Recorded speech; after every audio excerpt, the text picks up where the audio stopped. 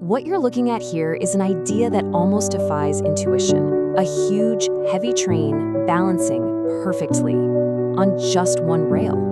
It really does sound like something out of science fiction, but the secret behind it, well, that's actually over 100 years old. So let's dive into the self-balancing monorail. I mean, just try to picture it for a second. No more wide tracks, no massive infrastructure carving up the landscape, just a single, really elegant rail. But how in the world could a train stay upright on something like that? So the vision here is for a vehicle that maintains its own balance almost automatically, just gliding through our cities with this, impossible-looking grace. And that's the core concept. But to really get it, we need to take a look at the physics that makes it all happen. Okay, so how does a massive, heavy train not just, tip over? The secret isn't some kind of magic. It's all about a really powerful principle of physics.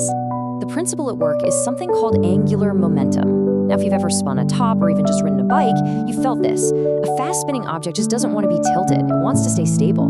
A gyroscope is basically a device that's been perfectly designed to harness that exact effect. But this is where things get a little weird, a little counterintuitive. If you try to push a spinning gyroscope over, it doesn't just fall. It actually moves at a right angle to your push, kind of swiveling sideways. This bizarre motion is called precession, and it's the absolute secret to making this whole thing work. You see, that natural sideways push creates a tiny little correcting force. But here's the brilliant part. What if you could force it to precess even faster?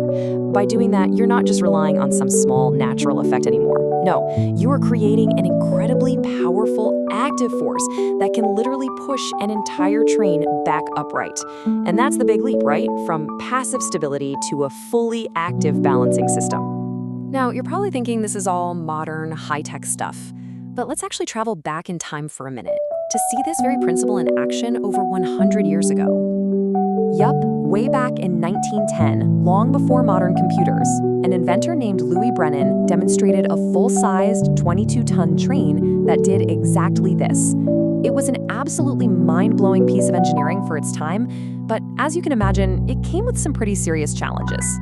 So Brennan pretty quickly discovered a problem. When his train would take a corner, the single gyroscope inside would try to keep pointing in its original direction. Now, from the train's perspective, this was a kind of precession, and it would cause the whole vehicle to tilt and fall. His solution, though, was pure genius.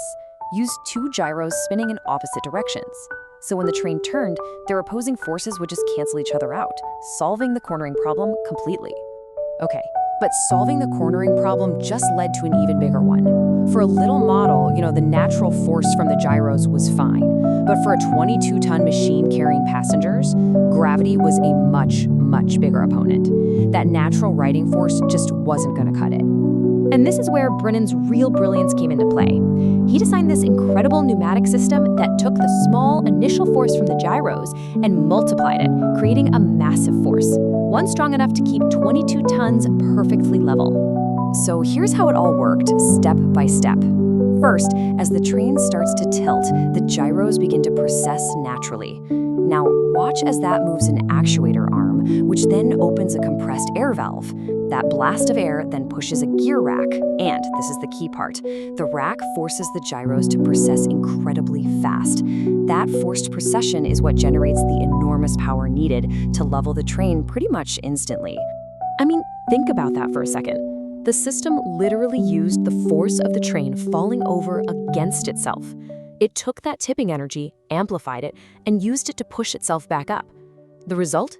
A train so stable, you could have every single passenger crowd over to one side, and it would just stay there, perfectly level. Now, Brennan's project ultimately didn't get the funding it needed, mostly because two-rail trains were already so well established. But today, his ideas are actually more relevant than ever. You could say his vision was just way ahead of its time. Now, as our cities get more and more crowded and we're all looking for smarter ways to get around, the self-balancing monorail offers some really compelling solutions. So why does this matter so much today? Well, first off, a single rail means a much smaller physical footprint, which can make construction simpler and cheaper. Second, it can navigate the really tight corners of our dense city centers with ease. And finally, being elevated on a slim profile means less noise and visual clutter for everyone down below. It's really a vision for a cleaner, quieter city. So, with all these incredible advantages, why aren't we all riding on self-balancing monorails right now? Well, the promise is enormous. A more efficient, more elegant way to get through our cities. But, the challenges are just as significant. The initial R&D costs are steep. Developing safety standards for such a new kind of system is really complex, and all the high-tech components would require some pretty specialized maintenance. But even with all those hurdles, the core concept is just so powerful.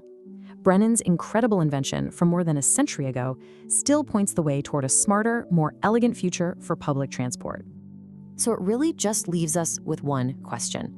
Knowing the incredible physics that keeps it upright, what about you? Would you step aboard a train that's balancing on a single rail?